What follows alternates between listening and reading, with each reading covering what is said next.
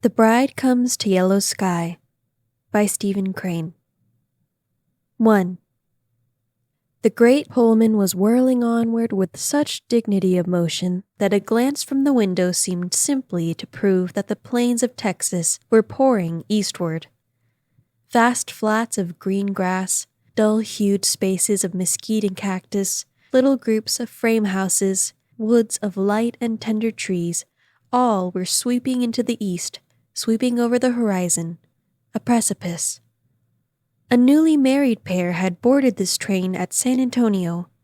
The man's face was reddened from many days in the wind and sun, and a direct result of his new black clothes was that his brick-colored hands were constantly performing in a most conscious fashion.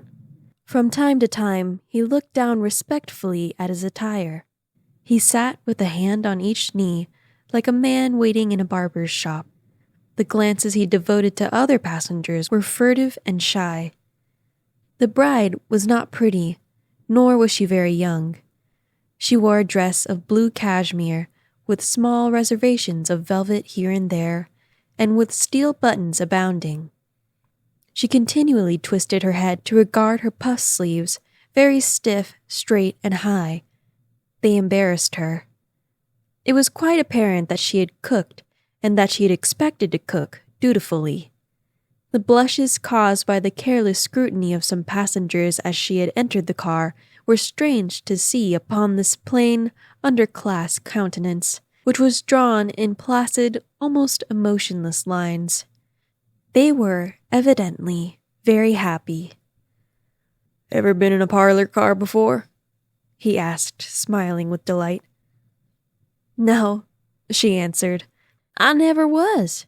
It's fine, ain't it?" "Great. And then, after a while, we'll go forward to the diner and get a big layout. Finest meal in the world. Charge $1. "Oh, do they?" cried the bride. "Charge $1? Why, that's too much for us, ain't it, Jack?" "Not this trip, anyhow," he answered bravely. "We're gonna go the whole thing." Later, he explained to her about the train. "You see, it's 1,000 miles from one end of Texas to the other, and this train runs right across it and never stops but 4 times. He had the pride of an owner. He pointed out to her the dazzling fittings of the coach, and, in truth, her eyes opened wider as she contemplated the sea-green figured velvet, the shining brass, silver, and glass, the wood that gleamed as darkly brilliant as the surface of a pool of oil. At one end, a bronze figure sturdily held a support for a separated chamber, and at convenient places on the ceiling were frescoes in olive and silver. To the minds of the pair, their surroundings reflected the glory of their marriage that morning in San Antonio. This was the environment of their new estate, and the man's face, in particular, beamed with an elation that made him appear ridiculous to the porter. This individual at times surveyed them from afar with an amused and superior grin. On other occasions he bullied them with skill in ways that did not make it exactly plain to them that they were being bullied. He subtly used all the manners of the most unconquerable kind of snobbery. He oppressed them, but of this oppression they had small knowledge, and they speedily forgot that unfrequently a number of travelers covered them with stares of derisive enjoyment. Historically, there was supposed to be something infinitely humorous about their situation. "We are due in Yellow Sky at 3:42, he said, looking tenderly into her eyes. "Oh, are we?" she said, as if she had not been aware of it. To evince surprise at her husband's statement was part of her wifely amiability. She took from a pocket a little silver watch, and as she held it before her and stared at it with a frown of attention, the new husband's face shone. "I bought it in San Antonio from a friend of mine," he told her gleefully. "It's 17 minutes past 12, she said, looking up at him with a kind of shy and clumsy coquetry. A passenger, noting this play, grew excessively sardonic and winked at himself in one of the numerous mirrors. At last they went to the dining car. 2 rows of waiters in dazzling white suits surveyed their entrance with an interest, and also the equanimity of men who had been forewarned. The pair fell to the lot of a waiter who happened to feel the pleasure in steering them through their meal. He viewed them with the manner of a fatherly pilot, his countenance radiant with benevolence. The patronage entwined with the ordinary deference was not palpable to them, and yet as they returned to their coach, they showed in their faces a sense of escape. To the left, miles down a long purple slope, was a little ribbon of mist, where moved the keening Rio Grande. The train was approaching it at an angle, and the apex was yellow sky. Presently it was apparent that as the distance from yellow sky grew shorter, the husband became commensurately restless. His brick-red hands were more insistent in their prominence. Occasionally, he was even rather absent-minded and far away when the bride leaned forward and addressed him. As a matter of truth, Jack Potter was beginning to find the shadow of a deed weigh upon him like a leaden slab. He, the town marshal of Yellow Sky, a man known, liked, and feared in his corner, a prominent person, had gone to San Antonio to meet a girl he believed he loved, and there, after the usual prayers, had actually induced her to marry him without consulting Yellow Sky for any part of the transaction. He was now bringing his bride before an innocent and unsuspecting community. Of course, people in Yellow Sky married as it pleased them in accordance with a general custom, but such was Potter's thought of his duty to his friends, or of their idea of his duty, or of an unspoken form which does not control men in these matters, that he felt he was heinous. He had committed an extraordinary crime, face to face with this girl in San Antonio, and spurred by a sharp impulse, he had gone headlong over all the social hedges. At San Antonio he was like a man hidden in the dark. A knife to sever any friendly duty, any form, was easy to his hand in that remote city. But the hour of Yellow Sky, the hour of daylight, was approaching. He knew full well that his marriage was an important thing to his town. It could only be exceeded by the burning of the new hotel. His friends would not forgive him. Frequently he had reflected upon the advisability of telling them by telegraph, but a new cowardice had been upon him. He feared to do it, and now the train was hurrying toward a scene of amazement, glee, reproach. He glanced out of the window at the line of haze swinging slowly in toward the rain. Yellow Sky had kind of a brass band which played painfully into the delight of the populace. He laughed without heart as he thought of it. If the citizens could dream of his prospective arrival with his bride, they would parade the band at the station and escort them, amid cheers and laughing congratulations, to his abode home. He resolved that he would use all the devices of speed and plainscraft in making the journey from the station to his house. Once within that safe citadel, he could issue some sort of a vocal bulletin, and then not go among the citizens until they had time to wear off a little in their enthusiasm. The bride looked anxiously at him. "What's worrying you, Jack?" He laughed again. "I'm not worrying, girl. I'm only thinking of Yellow Sky." She flushed in comprehension. A sense of mutual guilt invaded their minds and developed a finer tenderness. They looked at each other with eyes softly aglow, but Potter often laughed the same nervous laugh. The flush upon the bride's face seemed quite permanent. The traitor to the feelings of Yellow Sky narrowly watched the speeding landscape. "We're nearly there," he said. Presently the porter came and announced the proximity of Potter's home. He held a brush in his hand, and, with all his airy superiority gone, he brushed Potter's new clothes, as the latter slowly turned this way and that way. Potter fumbled out a coin and gave it to the porter as he had seen others do. It was a heavy and muscle-bounded business, as that of a man shoeing his first horse. The porter looked at their bag, and, as the train began to slow, they moved forward to the hooded platform of the car. Presently, the two engines and their long string of coaches rushed into the station of Yellow Sky. "They have to take water here," said Potter from a constricted throat and in mournful cadence as one announcing death. Before the train stopped, his eye had swept the length of the platform, that there was no one upon it but the station agent, who, with a slightly hurried and anxious air, was walking toward the water tanks.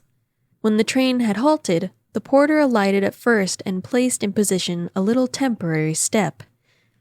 "Come on, girl," said Potter hoarsely. As he helped her down, they each laughed on a false note. He took the bag from the porter and bade his wife cling to his arm.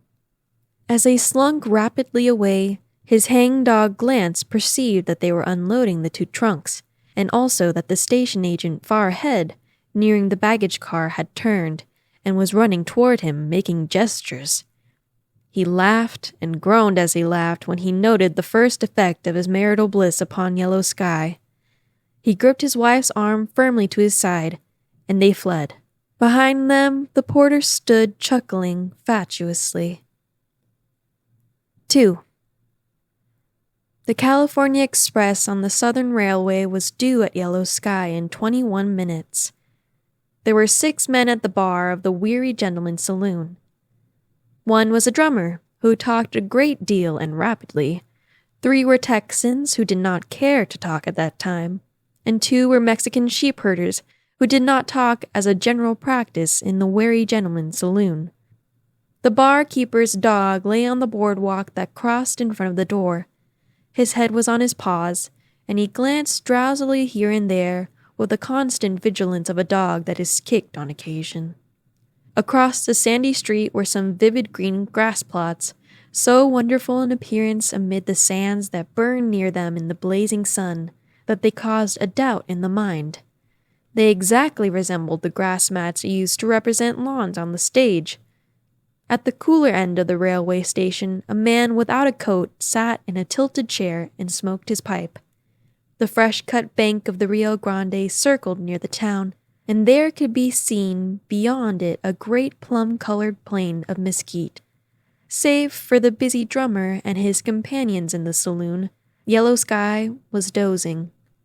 The newcomer leaned gracefully upon the bar and recited many tales with the confidence of a bard who has come upon a new field. And at that moment that the old man fell downstairs, with the bureau in his arms, the old one was coming up with 2 scuttles of coal and, of course, the drummer's tale was interrupted by a young man who suddenly appeared in the open door. He cried, "Scratchy Wilson's drunk, and had turned loose with both hands." The 2 Mexicans at once set down their glasses and faded out the rear entrance of the saloon. The drummer, innocent and jocular, answered, "All right, old man. S'pose he has. Come and have a drink anyhow." But the information had made such an obvious cleft in every skull in the room that the drummer was obliged to see its importance. All had become instantly morose. "Say," said he, mystified, "what is this?" His 3 companions had made the introductory gesture of eloquent speech, but the young man at the door forestalled them. "It means, my friend," he answered as he came into the saloon, "that for the next 2 hours, this town won't be a health resort." The barkeeper went to the door and locked and barred it. Reaching out the window, he pulled in heavy wooden shutters and barred them. Immediately, a solemn, chapel-like gloom was upon the place. The drummer was looking from one to another. "But say," he cried, "what is this anyhow? You don't mean there's gonna be a gunfight?" "Don't know whether there'll be a fight or not," answered one man grimly. "But there'll be some shooting. Some good shooting." The young man who had warned them waved his hand. "Oh, there'll be a fight fast enough if anyone wants it. Anybody can get a fight out there in the street. There's a fight just waiting." The drummer seemed to be swayed between the interest of a foreigner and a perception of personal danger. "What'd you say his name was?" "Scratchy Wilson," they answered in chorus. "And well, he kill anybody? What are you gonna do? Does this happen often? Does he rampage round like this once a week or so? Can he break in that door?" "No, he can't break down that door," replied the barkeeper. "He's tried it 3 times. But when he comes, you better lay down on the floor, stranger. He's dead sure to shoot at it, and a bullet may come through." Thereafter, the drummer kept a strict eye on the door. The time had not yet been called for him to hug the floor, but as a minor precaution, he sidled near to the wall. "Will he kill anybody?" he said again. The men laughed low and scornfully at the question. "He's out to shoot, and he's out for trouble. Don't see any good in experimenting with him. But what do you do in a case like this? What do you do?" A man responded, "Why, he and Jack Potter."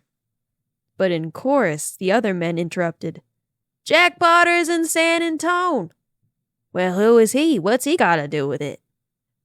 "Oh, he's a town marshal. He gets out and fights Scratchy when he gets on one of these tears." "Wow," said the drummer, mopping his brow. "Nice job he's got." The voices had toned away to mere whispers. The drummer wished to ask further questions, which were born of an increasing anxiety and bewilderment. But when he attempted them, the men merely looked at him in irritation and motioned him to remain silent. A tense waiting hush was upon them. In the deep shadows of the room, their eyes shone as they listened for sounds from the street. One man made 3 gestures at the barkeeper, and the latter, moving like a ghost, handed him a glass and a bottle. The man poured a full glass of whiskey and set down the bottle noiselessly. He gulped the whiskey in a swallow and turned again toward the door in immovable silence. The drummer saw that the barkeeper, without a sound, had taken a Winchester from beneath the bar. Later, he saw this individual beckoning to him, so he tiptoed across the bar.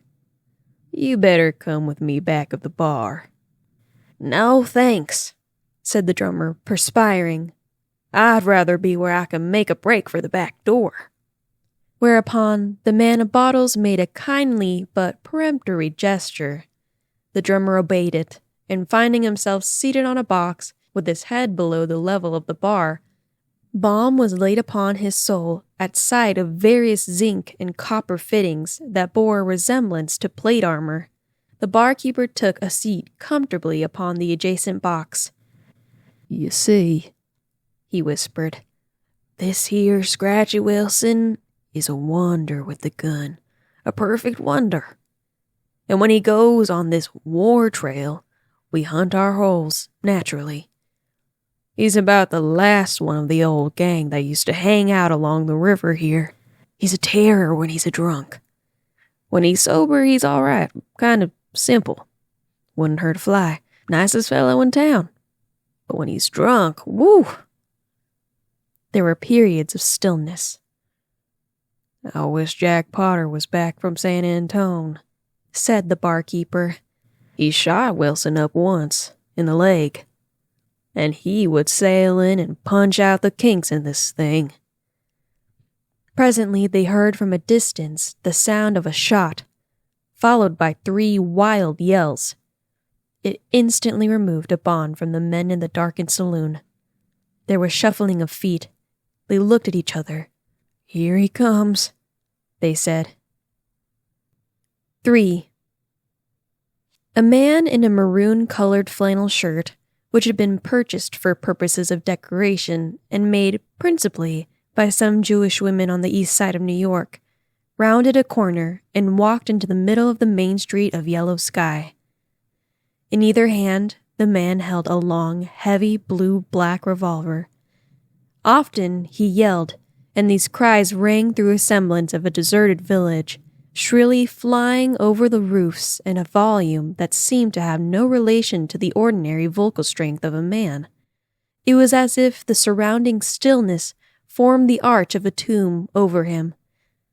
These cries of ferocious challenge rang against the walls of silence, and his boots had red tops with glided imprints of the kind beloved in winter by little sledging boys on the hillsides of New England. The man's face flamed in a rage begot of whiskey. His eyes, rolling and yet keen for ambush, hunted the still doorways and windows. He walked with the creeping movement of the midnight cat. As it occurred to him, he roared menacing information. The long revolvers in his hands were as easy as straws. They were moved with an electric swiftness. The little fingers of each hand played sometimes in a musician's way. Playing from the low collar of the shirt, the cords of his neck straightened and sank as passion moved him. The only sounds were his terrible invitations. The calm abodes preserved their demeanor at the passing of this small thing in the middle of the street. There was no offer of fight. No offer of fight. The man called to the sky. There was no attractions. He bellowed and fumed and swayed his revolver here and everywhere. The dog of the barkeeper of the Wary Gentleman's Saloon had not appreciated the advance of events. He yet lay dozing in front of his master's door. At the sight of the dog, the man paused and raised his revolver humorously. At the sight of the man, the dog sprang up and walked diagonally away with a sullen head and growling. The man yelled, and the dog broke into a gallop. As it was about to enter an alley, there was a loud noise, a whistling, and something spat the ground directly before it. The dog screamed, wheeling in terror, galloped headlong in a new direction. Again there was a noise, a whistling, and sand was kicked viciously before it. Fear-stricken, the dog turned and flurried like an animal in a pen. The man stood laughing, his weapons at his hips. Ultimately, the man was attracted by the closed doors of the Wary Gentleman's Saloon. He went to it, and hammering with a revolver, demanded drink. The door remaining imperturbable, he picked up a bit of paper from the walk and nailed it to the framework with a knife.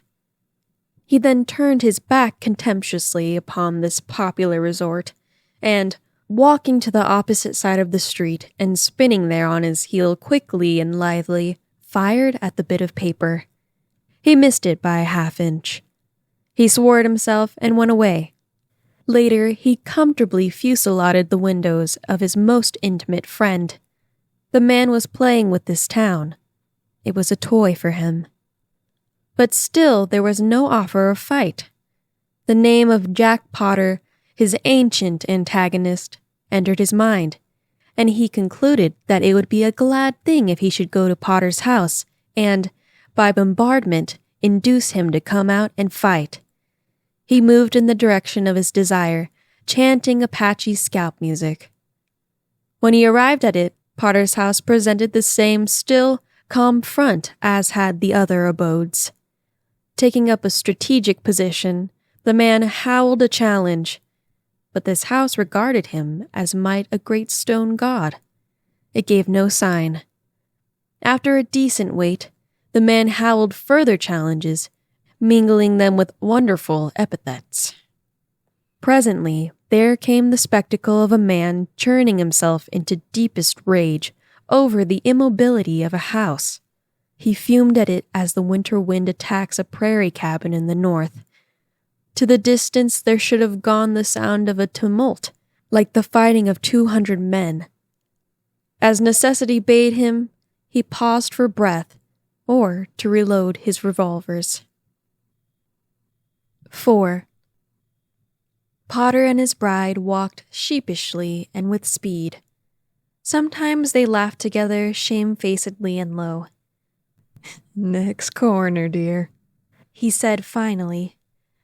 They put forth the efforts of a pair walking bowed against a strong wind.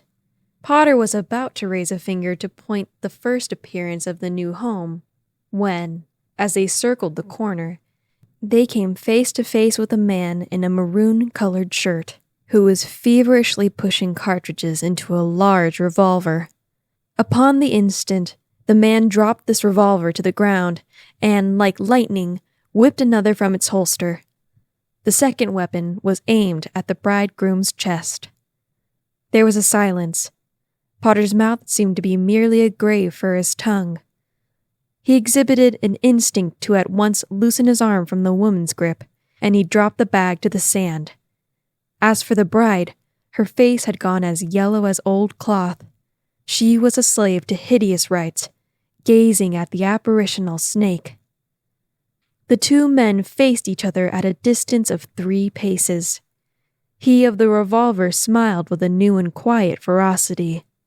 "Tried to sneak up on me," he said. "Tried to sneak up on me." His eyes grew more baleful. As Potter made a slight movement, the man thrust his revolver venomously forward. "No, don't you do it, Jack Potter. Don't you move a finger towards the gun just yet. Don't you move an eyelash. The time has come for me to settle with you, and I'm going to do it my own way, and loaf along with no interfering. So if you don't want a gun bent on you, just mind what I tell you." Potter looked at his enemy. "I ain't got a gun on me, Scratchy," he said. "Honest, I ain't."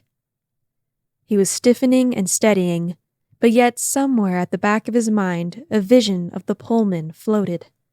The sea-green figured velvet, the shining brass, silver, and glass, the wood that gleamed as darkly brilliant as the surface of a pool of oil, all the glory of their marriage, the environment of the new estate. "You know I fight when it comes to fighting, Scratchy Wilson. But I ain't got a gun on me. You'll have to do all the shooting yourself." His enemy's face went livid. He stepped forward and lashed his weapon to fro before Potter's chest. "Don't you tell me you ain't got no gun on you, you whelp. Don't tell me no lie like that. There ain't a man in Texas ever seen you without no gun. Don't take me for no kid." His eyes blazed with light and his throat worked like a pump. "I ain't taking you for no kid," answered Potter. His heels had not moved an inch backward. "I'm taking you for a fool. I tell you I ain't got a gun, and I ain't. If you're going to shoot me up, you better begin now. You'll never get a chance like this again." So much enforced reasoning had told on Wilson's rage. He was calmer. "If you ain't got a gun, why ain't you got a gun?" he sneered. "Been to Sunday school?" "I ain't got a gun because I've just come from San Antone with my wife. I'm married," said Potter. "And if I thought there was going to be any galoots like you prowling around when I brought my wife home, I'd had a gun. And don't you forget it." "Married?" said Scratchy, not all comprehending.